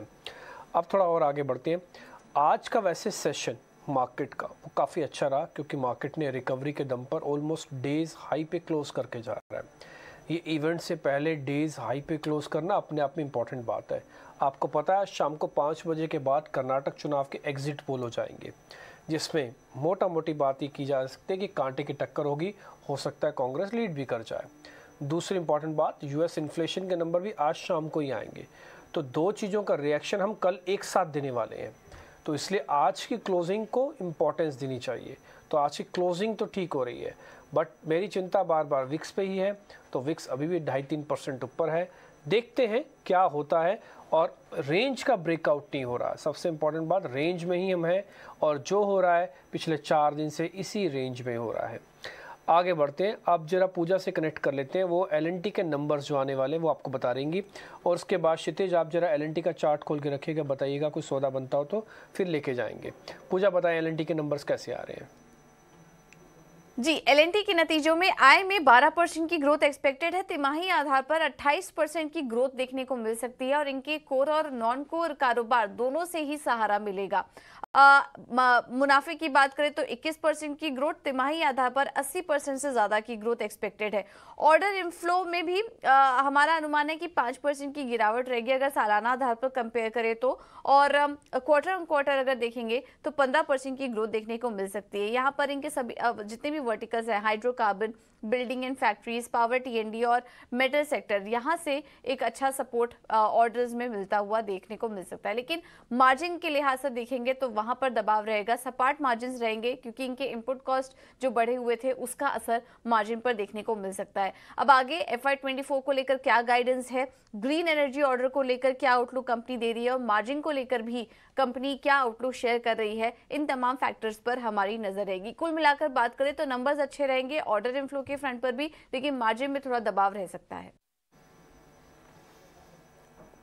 ठीक है, मार्जिन्स पे हल्का सा दबाव है, या फिर ये कहें मार्जिन्स ऑलमोस्ट फ्लैट आएंगे 12.5% के आसपास। दो हिस्सों में नंबर्स देखने चाहिए, इनकी कमेंट्री में ऑर्डर बुक, गाइडेंस और तीसरा मार्जिन, ये ज़्यादा इंपॉर्टेंट होता है। प्रॉफिट और रेवेन्यू अमूमन ये कंपनी बढ़ा के ही देती है। क्षितिज, कुछ दिख रहा है कोई ट्रेड? जी, रिजल्ट्स कंपनी किसी भी तरीके से यहाँ पे डिक्लेयर करे, लेकिन टेक्निकल सेटअप यहाँ पे काफी ज्यादा पॉजिटिव है। बीते के सेशंस में हम लोगों ने देखा था एलटी में एक बड़ा ब्रेकआउट देखने को मिला था, लेकिन पिछले 3 से 4 ट्रेडिंग सेशन में, इनफैक्ट 4 से 5 ट्रेडिंग सेशन में कंसोलिडेशन फेज देखने को मिला है। देखिए यहाँ पे अगर शॉर्ट टर्म चार्ट्स या फिर ब्रॉडर चार्ट्स की बात करें तो दोनों ही तरीके से स्टॉक पॉजिटिव व्यू यहाँ पे दर्शा रहे हैं। निचले स्तरों पर मुझे लगता है जब तक स्टॉक 2300 रुपए के लेवल्स को होल्ड कर रहा है, क्योंकि यहाँ रिस्क रिवॉर्ड भी फेवर कर रहा है, तो यहाँ पे सलाह रहेगी लॉन्ग बैट लेके ही जाने के लिए। अगर किसी को रिजल्ट पॉइंट ऑफ व्यू से बैट करना है, स्टॉप लॉस या मेंटेन करने की जरूरत है 2300 के नीचे। अपसाइड में मुझे लगता है 2460 से 2470 तक के मूव स्टॉक के अंदर देखने को मिल सकते हैं। तो एलएनटी के टेक्निकल सेटअप पे काफी ज्यादा पॉजिटिव मोमेंटम प्ले खेलने को यहाँ पे मिल सकता है। चार्ट्स पर ये राय मिलती हुई और नतीजों से ठीक पहले ऑफकोर्स कॉशियसनेस है, लेकिन इन्वेस्टमेंट ग्रेड का स्टॉक भी इसे माना जाना चाहिए। ग्रीव्स कॉटन्स के चार्ट एक बार देखते हैं। आज अच्छी मजबूती दिखा रहा है, इनफैक्ट पिछले 5 ट्रेडिंग सेशन में करीब 15% की चाल ये चल चुका है। सुदीप, आपसे राय जानना चाहेंगे। वैसे देखा जाए तो अपने पेयर्स की कंपेरिजन में भी स्टॉक में काफ़ी अच्छा मूवमेंट देखने को मिला है और लगातार अच्छे क्वार्टरली नंबर्स भी देने की हिस्ट्री है कंपनी की, और ऑलमोस्ट डेट फ्री भी है। ग्रीव्स कॉटन 4% की तेजी, 153 के लेवल्स। मानसी जी, स्टॉक ग्रीन कोटन पिछले 2-3 दिन से एक अच्छा मूव अप्रूव दे रहा है। देखिए, और हमें ये भी देखना चाहिए कि अगस्त 2021 से लेके जब से ये स्टॉक 128 130 के लेवल तक आया है ना, हर बार वहां से ही बाइंग आई है। और इस बार भी अगर हम देखें तो फरवरी मार्च के बीच में भी एक बार 120 के लेवल तक आया था स्टॉक, और अब यहाँ से ही एक रिबाउंड आया है। और ये जो रिबाउंड आया है उसमें ये स्टॉक ने 200 डीएमए को फिर से क्रॉस कर दिया है, जो 22 सितंबर 2022 को तोड़ा था। तो इतने बड़े अंतराल के बाद जब स्टॉक वापस से अपना 20 डीएमए क्लेम कर रहा है, और जो हिसाब से न्यूज फ्लो आ रही है ये ऑटो और ये सारे सेगमेंट को लेके, तो मुझे लग रहा है यहाँ पे तेजी बनी हुई है। और जिसके पास है उनको भी 145 के स्टॉप लॉस से पोजिशनली होल्ड कर सकते हैं, और जिनको अगर नया भी बाय करना है तो वो डिप्स पे बाय कर सकते हैं, और 140 का स्टॉप लॉस रखे, और 168 से लेके 175 तक के अप मूव मुझे ये काउंटर में आते हुए दिख रहे हैं। तक के मूव्स इनिशियल बेसिस पर इमीडिएट टारगेट्स यहाँ पर नजर आ सकते हैं ग्रीव्स कॉटन पर। नरेंद्र जी, आपसे एक थीम पर आपकी राय जानना चाहूंगी। एक तो सीमेंट, दूसरा रियल एस्टेट, क्योंकि कनेक्टिंग है, और होम इम्प्रूवमेंट। लगातार हम देख रहे हैं सीमेंट और रियल एस्टेट में अच्छा एक्शन दिखा है। वॉल्यूम्स की अगर बात करें, रियलाइजेशन इस तिमाही भी नतीजों में सीमेंट प्लेस, चाहे फिर मेजर प्लेयर्स हो या फिर मिड कैप सीमेंट प्लेस हो, अच्छा एक्शन देखने को मिला है। और रियल एस्टेट की तो बात ही अलग है क्योंकि लगातार कलेक्शन फिगर्स हैं, लेकिन इन दोनों के साथ साथ होम इम्प्रूवमेंट भी चल रहा है। इन स्पेसिस में से कोई स्टॉक या कोई पर्टिकुलर काउंटर इन्वेस्टमेंट ग्रेड के स्पेसिस या स्क्रिप्ट्स आपको नजर आते हैं? जी हाँ, बिल्कुल। आपने थीम की बात कही तो ये सारी की सारी थीम डोमेस्टिक इकोनॉमी फोकस्ड है, और जो ब्रॉडर जो हमारा व्यू है वो यही है कि इन्वेस्टर्स को जितने भी सेगमेंट्स हैं या सेक्टर्स हैं, जितने ज्यादा डोमेस्टिक इकोनॉमी में फोकस्ड होंगे उसी में ही अभी फोकस करना चाहिए। जिस प्रकार से ग्लोबल वॉलेटिलिटी या अनसर्टेनिटी अपने को देखने को मिल रही है, तो ये सारे थीम्स ही काफी अच्छा चल रही हैं। और जहां तक सीमेंट की बात है तो सीमेंट में हमारा ऑलमोस्ट अगर बड़े में आप जाना चाहें तो अल्ट्राटेक है अपना, और अगर मिड कैप और जो स्मॉल सीमेंट में है उसमें ओरिएंट है, प्रिंस सीमेंट है, सागर सीमेंट है, इस टाइप के स्टॉक्स में जा सकते हैं। और रियल एस्टेट में भी काफी अच्छी अपॉर्चुनिटी है यहाँ पे, जिस हिसाब से कलेक्शन फिगर्स आपने जिक्र किया। और होम इम्प्रूवमेंट भी एक कंज्यूमर ओरिएंटेड बिजनेस है। ड्यूरेबल्स में हालांकि राइजिंग इंटरेस्ट रेट में थोड़ा रिस्क रहता है, लेकिन अब ऑलमोस्ट हम लोग पीक पे हैं और यहाँ से अब रेट्स डिक्लाइन होने के आसार हैं आने वाले कुछ क्वार्टर्स में, तो वहां पे भी काफी अच्छा डिमांड सिनेरियो इंप्रूवमेंट होता हुआ दिख रहा है। तो डीएलएफ पे बात हुई, वेरी क्विक कुछ बीटीएससी ट्रेड्स अगर हमें लेने हो क्षितिज, यहाँ से क्या लेंगे आप? देखिए प्रियंका, यहाँ पे अगर बीटीएसटी ट्रेड लेके जाने हो तो मेरा फोकस रहेगा ऑटो स्पेस के ऊपर। इनफैक्ट पिछले आधे घंटे में ऑटो स्पेस में काफी अच्छे हमें मोमेंटम कैच होता दिखाई दिया है। तो ऑटो स्पेस में अगर किसी को बेट लेनी है तो Ashok Leyland would be my pick. Stock यहाँ पे अच्छा खासा बेस बिल्डअप करने के बाद, एक कंसोलिडेशन फेस करने के बाद पिछले 4 से 5 ट्रेडिंग सेशन में आज एक फॉलो बाइंग होती दिखाई दे रही है स्टॉक के अंदर। तो यहाँ पे ऑटो स्पेस के ऊपर नजर बना के रखें। अशोक लेलैंड जैसे कि मैंने बताया बीटीएसटी लेके जा सकते हैं। स्टॉप लॉस यहाँ पे मेंटेन करने की जरूरत है 146 रुपीज के नीचे। अपसाइड में मुझे लगता है 153 से 154 के लेवल्स स्टॉक में देखने को मिल सकते हैं। तो Ashok Leyland would be my pick from the auto counter. एक शेयर और है पीएनबी, जिसमें 3-4 दिन से आपको गिरावट लगातार देखने को मिल रही है ईसीएल वाले मैटर की वजह से। ये एफ&ओ बैन में भी जा सकता है ये शेयर, क्योंकि भेल, मन्नापुरम जैसे कुछ एक शेयर्स पहले से ही बैन में जा रहे हैं। यहाँ पे न्यूज़ है और काफ़ी अच्छा ट्रेड हो रहा है। सुदीप, एक चीज़ आप मेरे को बताएंगे, पीएनबी का बेस बन गया क्या? मुझे लग रहा है डिम्पी जी, मुझे लग रहा है कि जो हिसाब से पिछले 2-3 दिन में सेलिंग प्रेशर आया है 54 से, ये 47.9 से सिर्फ एक 1.5-2% एक रिबाउंड आया है, और जो कि एक प्रीवियस सपोर्ट जोन जो था 48 47.80 वहीं से आया है। पर जो हिसाब से सेलिंग प्रेशर पिछले 2-3 दिन में है ना, मुझे लग रहा है जब तक ये स्टॉक 50.5 के ऊपर नहीं निकलता है, 50.50 के ऊपर नहीं निकलता है, तब तक मुझे इसमें तेजी करना मुझे नहीं लग रहा है मुनासिब होगा। और एक बार ये स्टॉक 45 और 45.5 तक आ सकता है नीचे, तो क्योंकि आज अगर हम देखें तो बाकी पीएसयू बैंक्स में, जैसे कैनरा बैंक में भी थोड़ी रिकवरी आई है नीचे से, बैंक ऑफ बड़ौदा भी 172 वाला 178 तक आ चुका है, पर हमें पीएनबी, यूनियन बैंक, ये सारे स्टॉक्स में वो रिकवरी नहीं दिख रही है।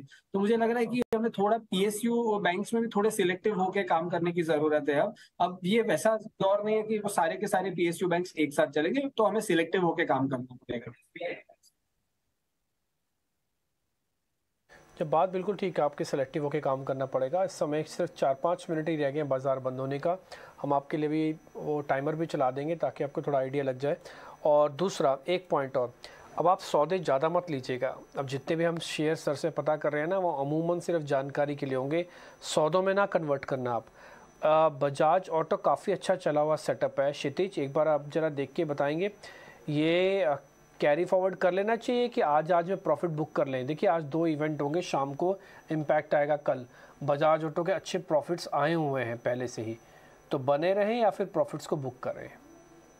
बिल्कुल डिम्पी जी, देखिए यहाँ पे बजाज ऑटो की बात करें तो बीते कई सेशंस में ऑलरेडी स्टॉक ने काफी स्टीप रैली देखने को मिली है। इनफैक्ट यहाँ पे अब मेरा रिस्क रिवॉर्ड भी फेवर नहीं करा, तो फ्रेश पोजीशन तो बिल्कुल नहीं लेंगे। अगर ऑलरेडी किसी का पोजीशन ऑलरेडी होल्डेड है तो सलाह रहेगी कि स्टॉक पे एक बार प्रॉफिट बुक कर लीजिए, फिर निचले स्तरों पे जिस दिन प्रॉफिट बुकिंग आएगी वहां पे फिर से दोबारा से एक्यूमुलेट करने की कोशिश करेंगे।